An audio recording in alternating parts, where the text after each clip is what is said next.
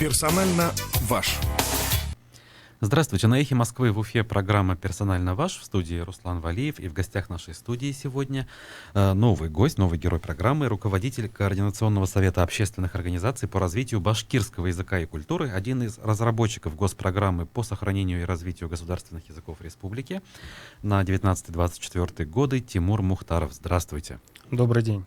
Мы, как и всегда, в прямом эфире, и вы можете нашему гостю присылать свои вопросы с помощью номера для СМС-сообщений и сообщений в мессенджере Telegram. Я его напомню, +7 927 304 1051. Пожалуйста, не забывайте подписываться и смотреть нас в Фейсбуке и на Ютубе, а также ставить, конечно же, лайки. Ну что, тема, которая сегодня взята в качестве основной, она у нас так или иначе звучит в программах, но сегодня хочется все-таки в ней разобраться более подробно.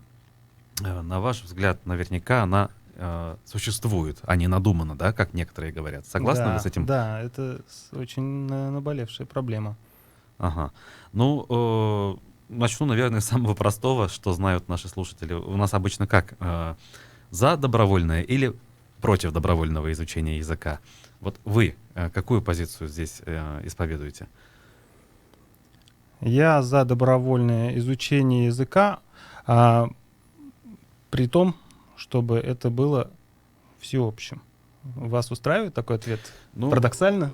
Да, немного странно, потому что то, что мы видим сейчас, я как родитель могу свидетельствовать о том, что сам вижу. Изучение родных языков стало добровольным, в том смысле, что люди могут выбрать, да, и, соответственно, они не всегда изучают тот язык, который там хотелось бы, может быть, кому-то, да, то есть вот в городе, например, многие дети выбирают русский язык в качестве родного, хотя они сами не являются там русскими, а являются башкирами или татарами. То есть расшифруйте вас свою позицию, что вы имеете в виду, это как? Ну, я бы на этот вопрос ответил в ходе дальнейших рассуждений, но в плане того, что вы спросили, я бы хотел ответить так, что, несмотря на все, я считаю, что это нормально, когда государственный язык республики является обязательным. Тут не надо говорить о том, что это принудительно, это другой термин, это, я считаю, неправильный, но при этом это добровольный выбор, и здесь из этого как бы такую постановку вопроса, противопоставления делать не следует. И дальше вот я уже объясню, в чем как бы более глубокие причины. Ну да, наверное, все-таки в причинах хотелось бы разобраться того, что, например, родители все-таки не всегда выбирают в качестве родного башкирский, например, будучи сами башкирами. Почему это происходит? Это происходит по многим причинам. Конечно, я как ученый могу здесь много чего говорить, но самый основной вопрос — это в политическом статусе и вообще не только политическом, более широком смысле общественный статус башкирского языка. Да, он невысок. Это проблема, которая у нас, в общем, является запущенной с тех еще времен, которые с момента еще принятия закона о государственных языках народов Республики Башкортостан. Мы сейчас говорим только про Башкирию, или мы говорим в целом, что во всех субъектах такая история? Я бы не сказал, что во всех субъектах такая история. Меня больше вообще как бы я нацелен на том, чтобы обсуждать ситуацию в Республике Башкортостан. Конечно, во всех субъектах по-разному. Понял. Ну тогда говорим о нас. То есть у нас не очень с популярностью получается. С тех самых пор, когда еще впервые при Муртазе Рахимове был принят закон первый раз. Да, так точно. Почему это происходит? Это происходит, я считаю, во-первых, из-за того, что у нас не было правильно выбрана как бы цель государственной языковой политики. Мы в нашей республике двигались, скажем так, и сейчас движемся по какому-то инерционному сценарию, который у нас еще идет со времен Советского Союза. Мы знаем из истории, что в 20-х и начале 30-х годов у нас существовал такой эксперимент при раннем СССР, когда была коренизация, разрабатывались государственные языки, языки народов СССР, и был такой определенный бум. Но потом как бы этот импульс иссяк, но какое-то инерционное вообще движение продолжалось, и после того, как закон был принят, инерционный сценарий не изменился, и он продолжался до сих пор. А нужно было его изменить, но не было людей, которые бы могли изменить текущее положение. Не было людей в руководстве, в правительстве, получается, да? Или где? Это комплексный вопрос. И в обществе не хватало людей, и в правительстве не хватало осознания, осознанного как вообще подхода ко всему этому. И только сейчас, вот, я думаю, это начинает как-то формироваться. Мгм. Ну вот в то время я помню, да, это время, когда закон о языках был принят, у нас повсюду в республике стали заново, получается, делать вывески на двух языках, бизнес заставляли их перевешивать, и, в общем, вот эти вот внешние признаки закона о языках, они были очевидны. То есть, казалось бы, он работал. Но, получается, я правильно ли вас понимаю, что вот этих внешних признаков недостаточно? Да, я именно так и об этом я и говорю. Я исхожу из понятия целеполагания. В менеджменте есть такое понятие. Если вы ставите цель как бы заработать миллион в жизни, вы, наверное, в этой жизни этот миллион как-то все равно заработаете. Если вы не ставите такой целью, а вы ставите целью как бы двигаться в этом направлении и поддерживать как бы штаны, чтобы не спадали и так далее, то результат тоже будет такой. Поэтому как бы вот в каком смысле нужно рассуждать. То есть цель была заменить вывески, и вывески заменили, а не сохранить язык и увеличить количество его изучающих людей. Я правильно понял? Да, да. Ага. Цель была именно такая. Так, почему? Вот вы сказали, что людей не было, тех, которые могли бы быть в этом заинтересованы. А сейчас что-то изменилось разве? Разве эти люди появились?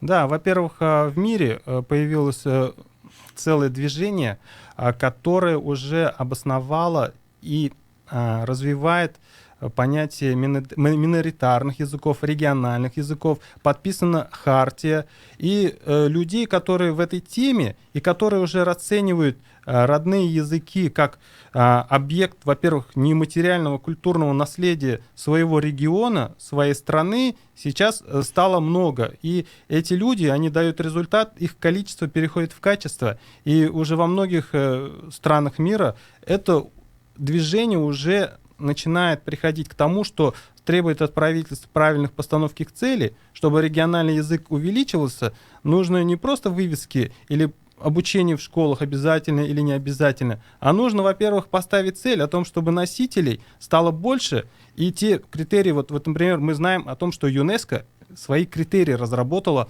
о живучести языков.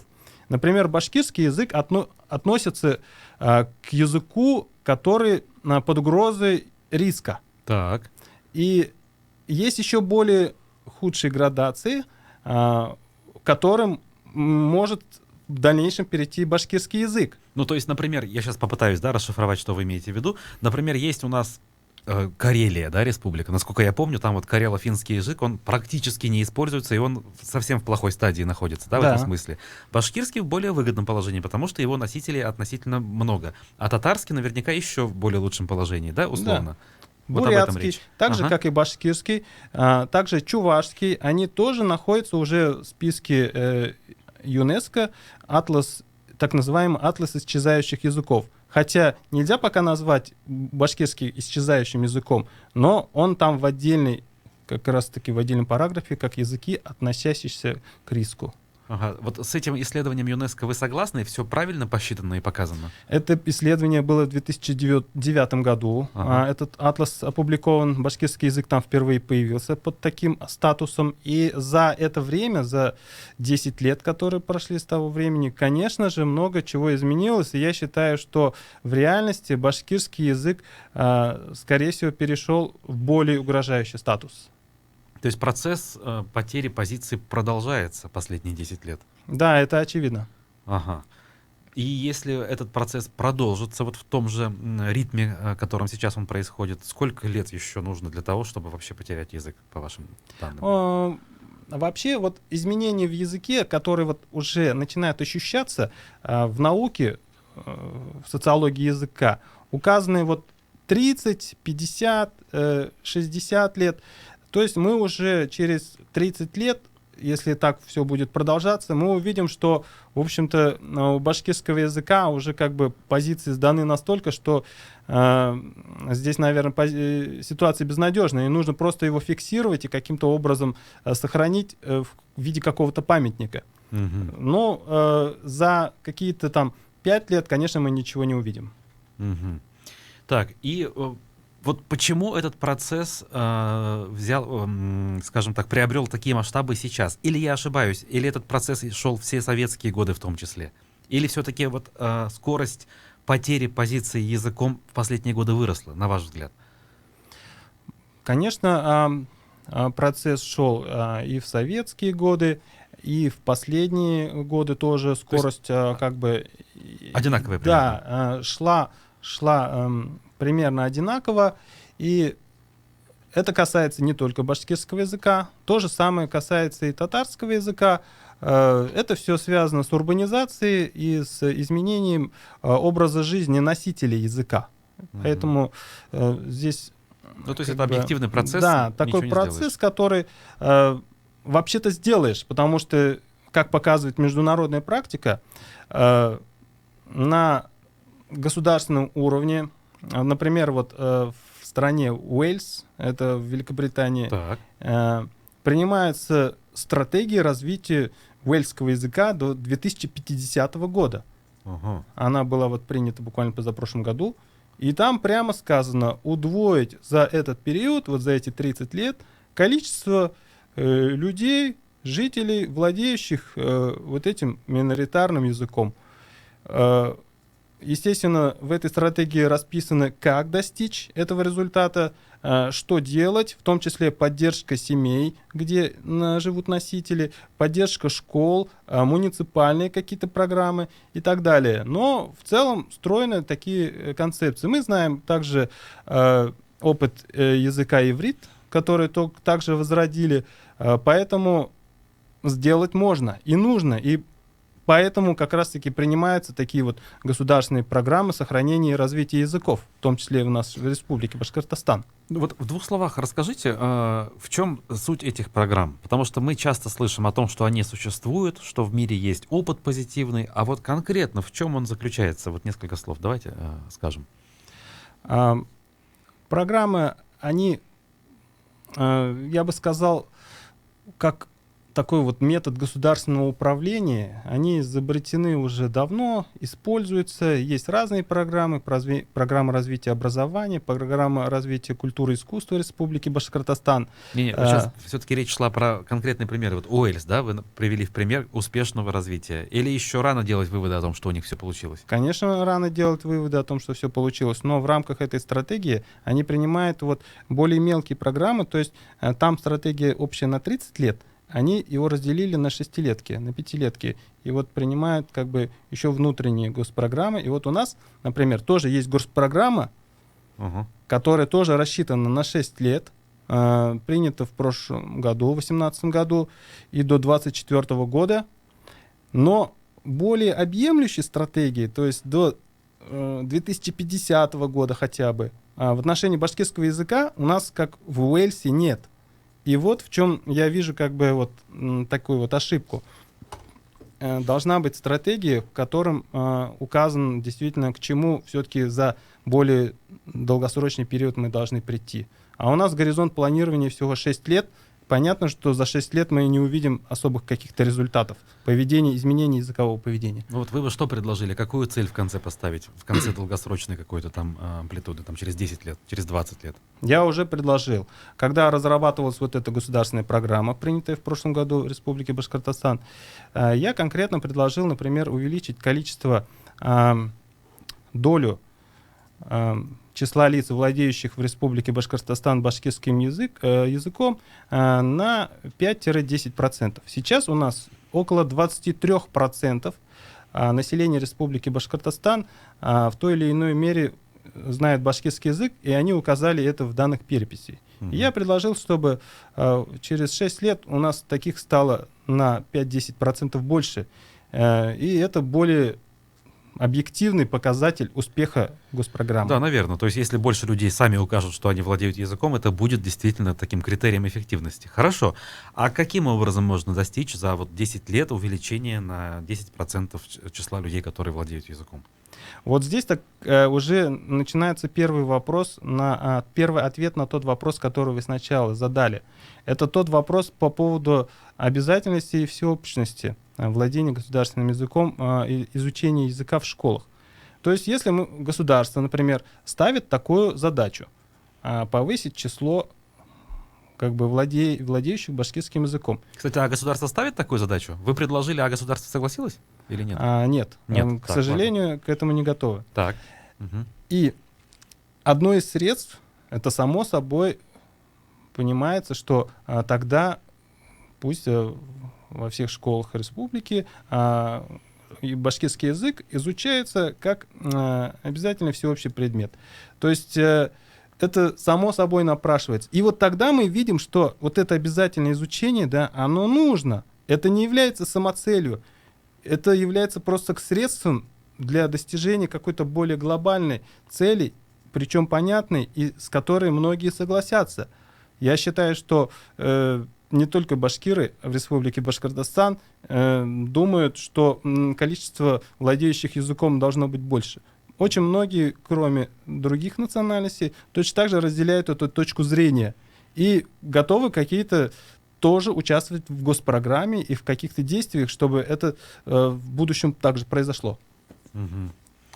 Ну и вот вы предлагаете увеличение на 10%, да? Говорите, что в школе изучать нужно, потому что есть люди, которые понимают эту необходимость. Но разве этого только достаточно? То есть как сделать так, чтобы отдельно взятый ребенок, его родители видели необходимость изучения языка? Не только потому, что просто надо его сохранить ради какой-то великой цели, а вот реально для себя. В чем должна быть какая-то необходимость и смысл? Естественно, это не единственная мера. В государственной программе там целый комплекс мер, чтобы это такое поведение популяризировать. Мое предложение было еще одно из предложений, чтобы действительно многие к этому стремились, и многие увидели в башкирском языке какие-то преимущества, о которых вы говорите. Это изменение, во-первых, языкового поведения наших властей. Дело в том, что язык — это средство власти, это понятно для власти. И использование башкирского языка властями, например, на уровне главы республики, на уровне председателя госсобрания или премьер-министра. То есть во время выступления говорить на языке? Вообще, это вот использование еще одного языка, это, во-первых, показывание примера для других чиновников, которые очень любят копировать своих вышестоящих начальников, но и вообще для всего остального населения. И, естественно, такое поведение нам демонстрировали почти все руководители, которые у нас руководили, до Хамитова, например. Угу. И, естественно, тем самым они также укрепляли и усиливали свою власть и также позиции башкирского языка. Поэтому это еще одна такая мера. Другая мера, естественно, это различные популяризации, кадровая подготовка. Если у нас есть блестящий учитель башкирского языка, специалист, да ради того, чтобы уже просто у него дети учились, к нему родители пойдут своих детей отдавать не из-за того, какой он предмет изучает, а просто на человека, к этому человеку. А есть такие люди? Есть.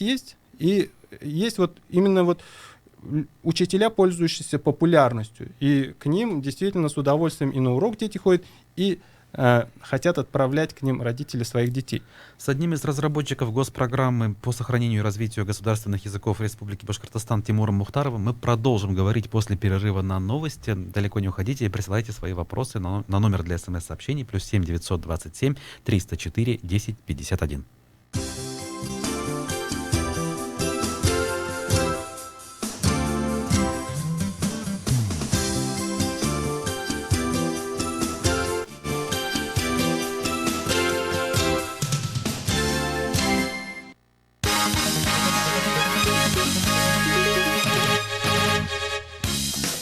Москве 13 часов 30 минут. На Эхе новости. Владимир Путин продлил на 5 лет полномочия Виктора Садовничева на посту ректора МГУ, а также ректора Санкт-Петербургского госуниверситета Николая Кропачева. Об этом только что сообщили информагентства.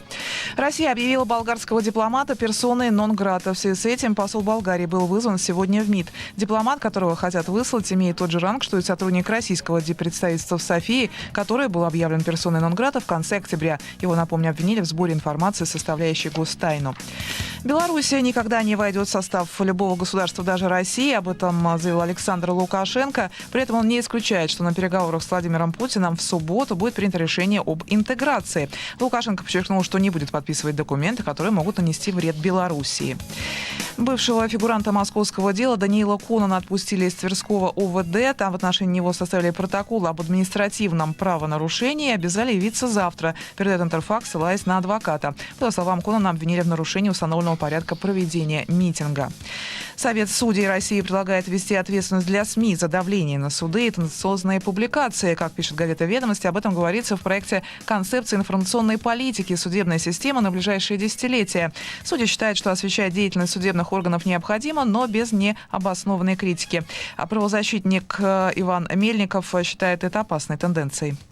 Вообще, в принципе, участвую регулярно в процессах. Я приезжаю там поддерживать по своей линии. Бывает кого-то из граждан, да, которым требуется, так сказать, и поддержка гражданского общества, и средств массовой информации. Неоднократно благодаря такому вмешательству нам удавалось в том числе и жизни людям спасать. Потому что, когда ситуация выходит за грань разумного, там, в частности, сажают людей, инвалидов, которым угрожает их жизни там опасность, да, и мы не говорим только там про тех, условно, тот же Антон Мамаев, да, когда вот этот громкий случай там всколыхнул всю общественность. Таких случаев достаточно много. И благодаря именно вмешательству средств массовой информации что-то происходит и сдвигается с мертвой точки. По мнению Мельникова, судебная система сейчас старается быть все более закрытой. Государственный фонд кино в следующем году запустит программу поддержки региональных кинотеатров. По данным «Ведомостей», им будут предоставлять как российские, так и зарубежные фильмы. Программа затронет кинотеатры в малых городах, реконструкцию которых оплатило государство. В Париже полиция готовится к беспорядкам в день всеобщей забастовки. Металлические заграждения установлены на улицах, прилегающих к Елисейским полям. По маршруту следования колонна манифестантов, закрыты магазины, банки и рестораны. Закрыта сегодня и Эйфелева башня. Из-за забастовки полностью не работают 11 линий парижского метро. Участники акции протеста намерены выразить недовольство готовящейся пенсионной реформой. Официальный курс доллара на завтра 63 рубля 81 копейка, евро 70 рублей 72 копейки. Сейчас в Москве плюс 3 градуса, ночью обещают около нуля, завтра днем до плюс 2, местами небольшие осадки. Марина Старсина, служба информации, Эхо Москвы.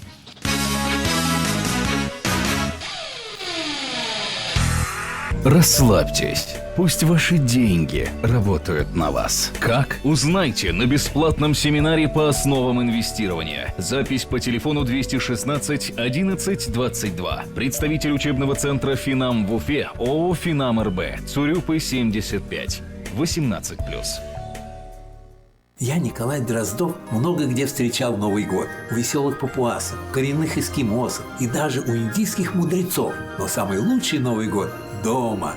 Дома от первого треста для счастливого Нового года. Подробности по телефону 222 0111. Застройщик ООО «Трест», номер 7, проектная декларация на сайте наш.дом.рф.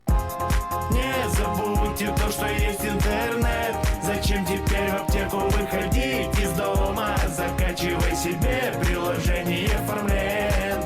Это выгодно и так удобно. Лекарства еще дешевле в мобильном приложении «Фармленд». Скачай, получи 100 баллов на бонусную карту. Подробности акции уточняйте в аптеках «Фармленд». Имеются противопоказания. Требуется консультация специалиста.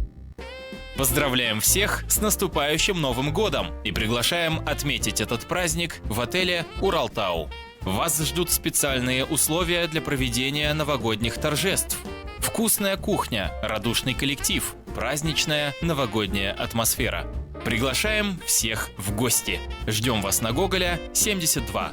Подробности по телефону 281 11.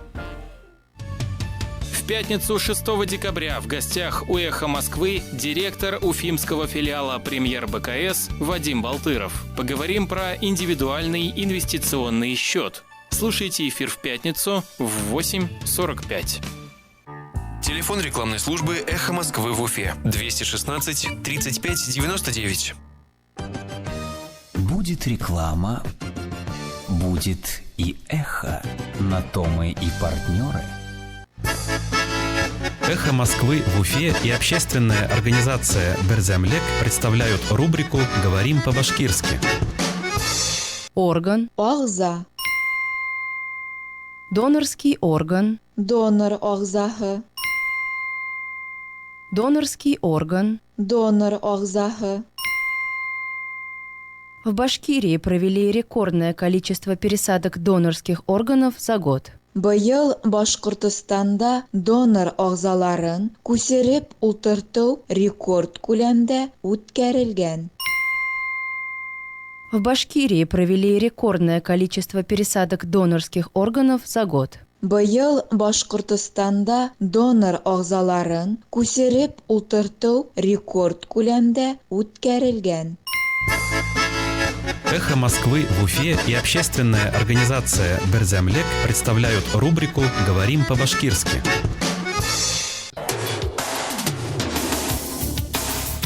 Персонально ваш.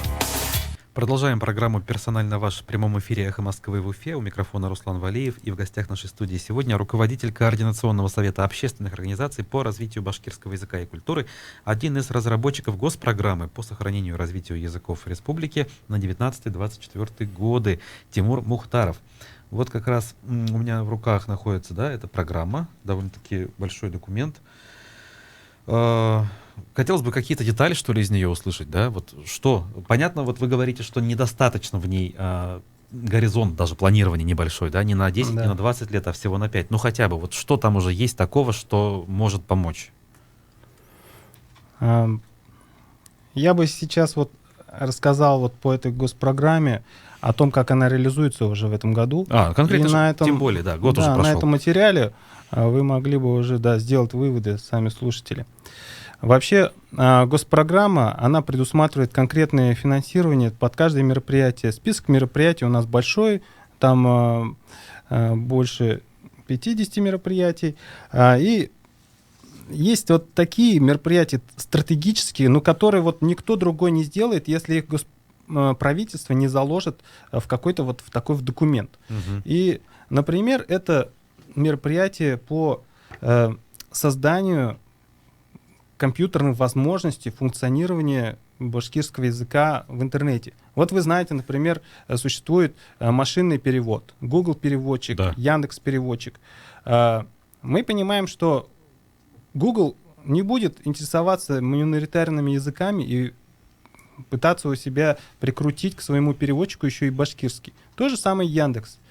Они сделали, например, переводчик татарского языка, сделали переводчик башкирского языка, но он не работает, он работает плохо, и многие родители жалуются, дети жалуются, которые изучают башкирский язык, они хотели бы перевести текст, но переводится неправильно. В Яндексе? Да, в Яндекс.Переводчике. И вот, например, Татарстан за счет своей аналогичной госпрограммы сделал таки свой переводчик, онлайн-переводчик текстов на татарском языке. А также сейчас уже занимаются такими технологиями по синтезу и распознаванию речи. Ну, понимаете, Алиса, например, да, чтобы в будущем она будет говорить на татарском. Или там Алекс, например, распознавать татарскую речь. И это понятно, что наличие такой технологии, оно расширяет горизонты для развития всего. Ну, например, национального образования татарского или башкирского. А отсутствие такой технологии, оно нам закрывает дверь для оставляет планирования. позади эволюции, в общем. Да, и мы остаемся со старыми учебниками прошлого века на руках. Так вот, такие вещи, они должны быть заложены в госпрограмме. К сожалению, такие технологии развития, вот, научной разработки в этом направлении, они у нас в прошлом в госпрограммах не финансировались, хотя были заложены просто с нулевым финансированием.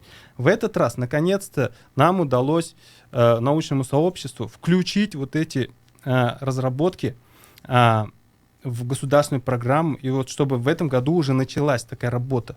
Но, к сожалению, из-за того, что у нас вот так устроен вот бюджет и так вот устроены главные распорядители бюджетных средств, мы в этом году научное сообщество не получило 20 миллионов на начало работ по этому направлению. Почему?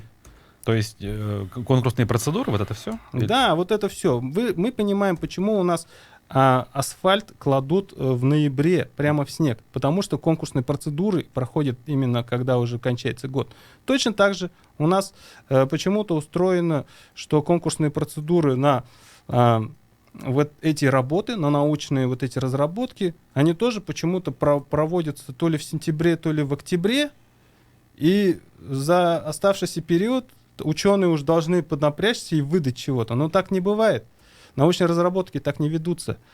И в результате наши бюджетные распорядители, которые получили эти деньги, это Академия наук Республики Башкортостан, они не смогли даже объявить этот тендер на эти работы в этом году. И в дальнейшем уже из-за того, что год закончился, этих работ не будет проведено, 20 миллионов научное сообщество не получит. И, естественно, но следующий год проведено. Это будет не заложено даже в бюджет. Обычно же как? Не освоил бюджет, значит, тебе деньги не нужны. В следующий год мы это не вносим в планы.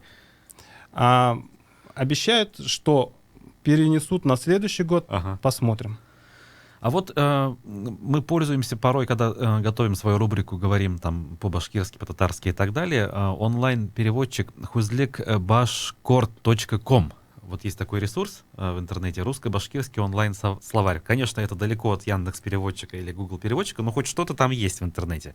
Я правильно понимаю, что это вообще какая-то частная разработка? Вы знаете такую? Да, эти словарики, это не машинные переводчики, делаются энтузиастами. Они просто берут, например, сканируют словарь башкирского, русско-башкирский словарь и заполняют базу данных, делают им оболочку, выставляют на сайт, и получается вот такой словарик. Я знаю много таких вот волонтеров, которые сделали свои проекты, но для того, чтобы сделать переводчик, а уж дальше, если вы хотите синтез и вообще все эти речевые технологии распознавания речи, это никакой волонтер и даже сообщество не потянет. И времени здесь нужен не 1 год. Это не асфальт положить. Это нужно пятилетка. В Татарстане, например, специальный институт работает, институт прикладной семиотики с начала 2000-х годов. То есть они к этому давно идут, и уже у них вот сейчас, наконец-то, они могут показать результат. А через некоторое время у них и Алекс, и Сири заговорят на татарском языке. Вот. А у нас никак к этому не могут приступить. Из-за того, что вот у нас такая вот неповоротливое такое государственное управление, вот этот менеджмент пресловутый. Ну, я так понимаю, вот эти клавиатуры для смартфонов, которые мы скачиваем, они тоже сделаны энтузиастами. Это не какое-то централизованное явление. Я вот как-то ставил на смартфон. Да, это вот есть такой Ильдар Кенебулатов, делал его команда целая. Но, к сожалению, они не получили за это никакой поддержки, и в дальнейшем тоже как бы в этом направлении они хотели сделать тоже по машинному переводчику проект, не получили вот этот грант, который вот они подавали на грант главы республики. А кто же эти гранты получает? Ведь нам действительно говорят, что есть гранты главы республики отдельные и как раз посвященные языкам. Их кому-то раздали в итоге. Да, их раздали. 25 организаций было в этом году, например. Целый перечень существует. Суммы такие довольно-таки солидные. Там и миллионы, 2. Миллионы, 2, 3, 6 миллионов даже есть. Но есть и 800, 700 тысяч, 300 тысяч. Получили такие вот гранты, ну, например, школы какие-то для проведения каких-то, например, разовых мероприятий. Получил, например, Национальная библиотека Республики Башкортостан. Получил, например, для проведения научной конференции «Башкирский язык и литература в условиях глобализации». Ну, опять разовые мероприятия. То есть, к сожалению, нету здесь именно таких проектов, которые бы могли стратегически на будущее заложить. Их вообще нет? Или они заявляются, но не получают? Или вот в чем причина? Ну вот, как я вам уже сказал, например, проект, который Кенебулатов выдвигал, именно создание машинного переводчика. Так. То есть, вполне конкретная вещь. Да, это нужная вещь. Он не прошел. выбрали какие-то другие. А не прошел, как он объяснял, вы общаетесь, я не знаю, формальные признаки, не так бумаги заполнил, или посчитали, что вот не надо ему денег дать? В чем причина истинная это все-таки? Формальные причины, там был первый этап, где отсеивались неправильно сделанные заявки. Вот, я говорю, не те буквы, не те слова. Там, насколько я знаю, там прошел. Ага. А дальше уже не прошел, потому что отобрали организации по какому-то, видимо, своему принципу, и наукой здесь, скажем так, не пахнет, и какими-то вот такими стратегическими проектами, которые нам действительно нужны. Вот я поэтому критикую вот эти системы этих грантов. Они, к сожалению, нам дают только вот сиюминутный эффект и больше пиар, какие-то символические акции. Ну, вот я как свидетель могу сказать, да, что эти гранты действительно отбираются некими экспертами, которые и не являются зачастую экспертами, да, потому что вот им дают, скажем так, 10-20 каких-то проектов и говорят, оцените. И если человек не разбирается конкретно в языках, а ему эти вещи дают, он может ошибиться, выставляя оценки. Я вот здесь прав или нет? То есть зачастую не те люди оценивают в принципе. Или вы не знакомы с этой системой, как происходит? Нет, я знаком с этой системой. Я понимаю, есть там и те люди, которые вполне знают, о чем идет речь, и они выставляют оценки, но большинство там состоит чиновники, которые вообще-то по команде голосуют, а команда им приходится вверху за кого голосовать. Ну, я так я полагаю, я никого не обвиняю, но я полагаю, что происходит это именно так. Вот мы с вами констатируем, что в принципе улучшений особых у нас нет в плане языков вот уже много лет. Но между тем в регионе руководство поменялось год назад. Вот с тех пор понятно, что каких-то глобальных изменений, наверное, произойти не могло бы, даже если бы очень хотелось. Но чувствуете ли вы, что есть желание какое-то у нового руководства региона? Или в принципе все так же формально, как и раньше происходит? Да, я чувствую, что есть желание, но нет понимания, как это сделать. Дело в том, что, опять-таки, чтобы произвести какие-то изменения в языковой ситуации, нужны не только как бы квалифицированные, грамотные кадры, нужно еще и определенное время, чтобы эти люди как бы въехали в ту тематику, которой придется заниматься. Но у нас нету ни того, ни другого. Ну, например, возьмем, например, создание фонда башкирского языка. Фонд башкирского языка возглавила учитель башкирского языка Гульназ Юсупова, есть такая. Вот. Она проводила бесплатные курсы башкирского языка, вот, но, к сожалению, нету, допустим, у нее такого опыта, например, участия как бы в каких-то вот проектах, именно там по реализации государственной программы, или же, например, в проектах тоже выполнения грантов по языкам Республики Башкортостан. У нее как бы есть вот участие вот в одном волонтерском вот обществе, клубе башкирского языка.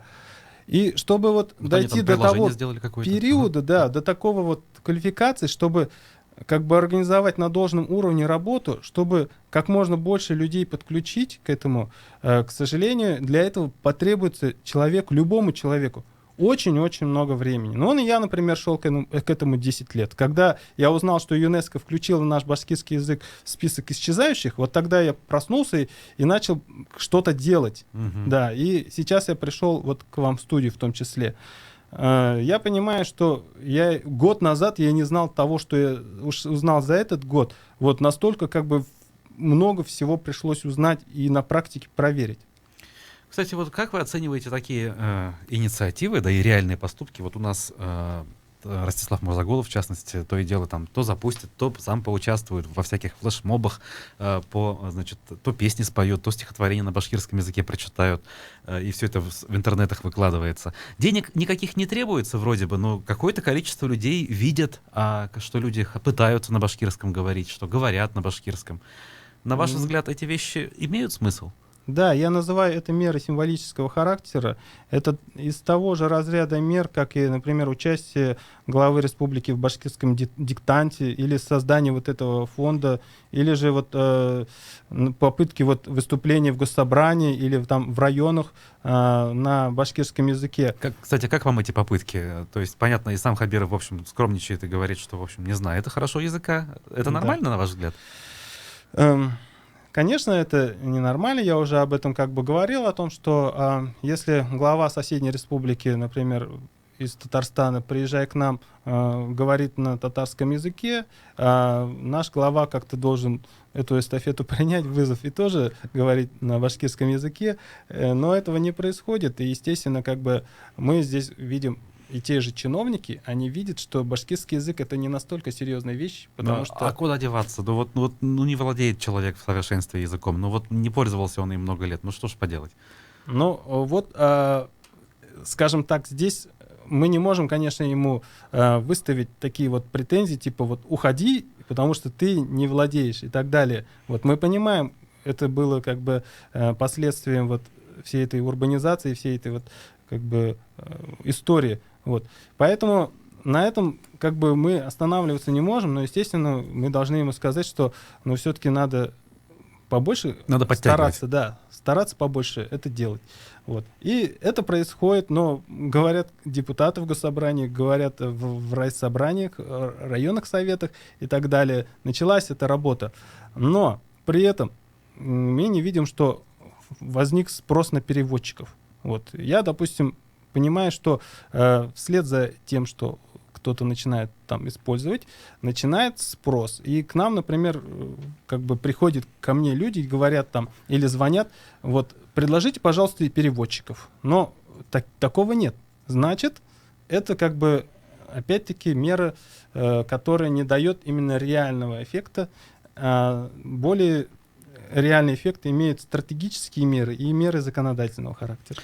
А вот ведь эта же история, она еще и другую имеет плоскость. Вот я помню летом, сейчас, к сожалению, не скажу, какое было мероприятие, но некоторые известные люди, русские, пришли на это мероприятие и услышали выступающих, которые говорили на башкирском языке. Синхронного перевода на русский язык не было. И вполне, в общем, закономерно они задали вопрос, да, в соцсетях. А почему это происходит? Мы находимся на территории России, где государственный язык русский, а перед нами выступают на башкирском языке, не переводя свою речь, не предоставляя перевод. Ведь они тоже правы по-своему. Да, правы. И я считаю, что синхронный перевод обязательно должен быть. Это уже проблема сейчас не только этих людей, которые говорите, это любой иностранец, приезжая к нам, вынужден как бы страдать от отсутствия синхронного переводчика. Это очень как с русского, большая... так и с башкирского. Да, это очень большая кадровая проблема. И вот по поводу подготовки кадров я, например, тоже хотел бы сказать вам такие примеры. Вот. У нас очень плохая, как бы вот сейчас политика ведется вот с подготовкой кадров вот в филиалах, например, нашего, то есть, допустим, Башгу, которая расположена в городах. Что вот. Не так? У нас, например, перестали, допустим, приниматься новые специалисты, новые абитуриенты в городах. Уменьшился вообще прием на специальности, связанные с родными языками. Например, в Бирске прекратилось полностью свое существование в 2017 году кафедра марийского языка родного. То есть у марийцев республики не осталось вообще своей? Нет, не осталось подготовки кадров с высшим образованием. Теперь Сибай на грани закрытия. У них в этом году только 10 заочников приняли. Все. И оттуда уже разъезжаются квалифицированные преподаватели из СибГУ. Неблагоприятная обстановка в Бирске. У них тоже всего 13 человек научно принято. И в Стерлитамаке там есть татарская, чувашская и башкирская.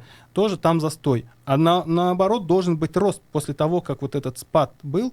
Но этого роста в 2019 году не произошло. Ага. А это кто решает? Региональная власть или федеральная все-таки? Региональная власть может заказать подготовку кадров, и это она уже сделала. Я знаю, в БГПУ 35 мест уже в этом году выделили для факультета башкирской филологии. И также в БГУ для нашего уфимского татарской кафедры выделено еще на следующий год, восстановлено заочное отделение. И теперь там будет 15 заочников и еще примерно столько же очников.